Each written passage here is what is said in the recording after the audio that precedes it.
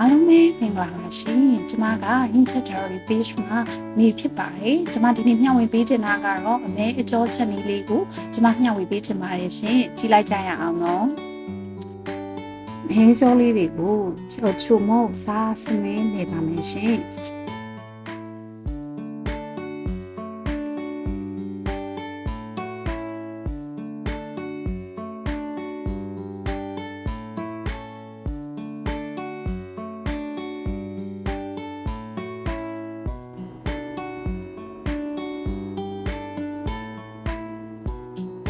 မဆလာလေးလေးထည့်ပေးပါမယ်ရှင်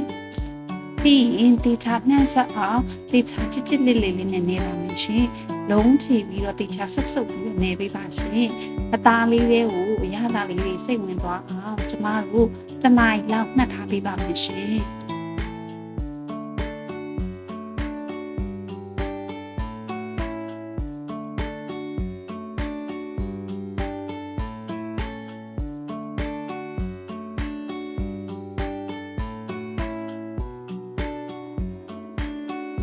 ဘယ်ဝပူလာပြီဆိုရင်ကျမတို့စီလေးထည့်ပါမယ်ပြီးရင်စနွေးမှုန်လေးထည့်ပါမယ်စောကထားထားတဲ့ကြက်သွန်အဖြူနီးချင်းငရုတ်ကောင်းမှုန်လေးကိုထည့်ပါမယ်ရောထောင်းလာတာလေးပါ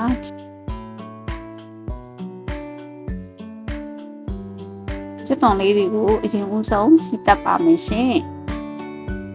ကျတော့အဖြူလေးလေးနည်းနည်းလေးရဲလာပြီဆိုတော့မှကျမတို့ကငရုတ်ပြီးမှုန်လေးကိုထည့်ပါမယ်ကျမဒီအဆက်ကြိုက်တဲ့အတွက်ကြောင့်ငရုတ်ပြီးလေးကိုရဲရဲလေးပြင်ထည့်ပါရရှင်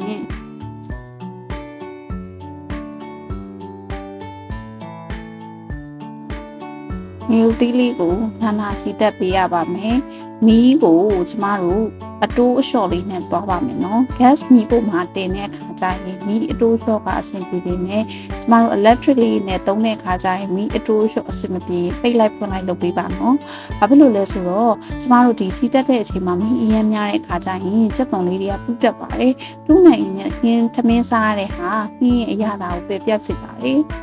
ပြီးရင်ကျမတို့မပြာရင်ငယ်ထည့်ပါမယ်ငပြာရည်လေးအနံ့ပြောက်တဲ့အထိကိုနာလေးစီတက်ပေးပါတေချာလေးမှုတ်ပေးပါစီတက်တဲ့အချိန်မှာစိတ်ရှည်ပေးပါအဲ့ဒါကိုကျွန်မရဲ့ဗီဒီယိုလေးတိုင်းမှာအများနဲ့ပြောပါတယ်ဘာဖြစ်လို့လဲဆိုတော့ခင်းရဲ့အသက်ကစီတက်တဲ့အချိန်မှာဖြစ်လို့ပါပြီးရင်နှက်ထားတဲ့အမဲကြောလေးတွေကိုအိုးထဲကိုထည့်ပါမယ်ရေလုံးဝမထည့်သေးပါဘူးเนาะအမဲကြောထဲမှာထွက်လာတဲ့ရေလေးနဲ့ဒီဟာလေးကိုကျမတို့ကတေချာလေးလုံးပြီးတော့တေချာလေးမီးအေးလေးနဲ့ပဲမှုတ်ပေးပါမယ်เนาะ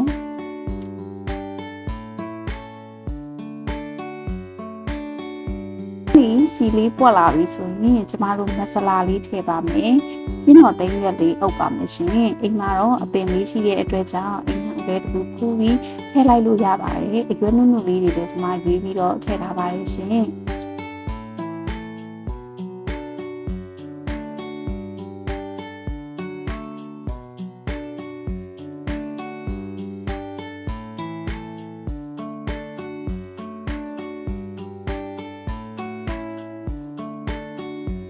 သူ့ရေလေးနဲ့သူစီလေးပွက်လာပြီဆိုရင်ကျမငယ်တီးစိမ့်လေးအနေငယ်ထည့်ထားပါတယ်ပြီးရင်ရေလေးထည့်ပြီးတော့အမဲသားလေးတွေနူးဤလာတဲ့အထိကျမတို့တင်လို့ရပါတယ်ရှင်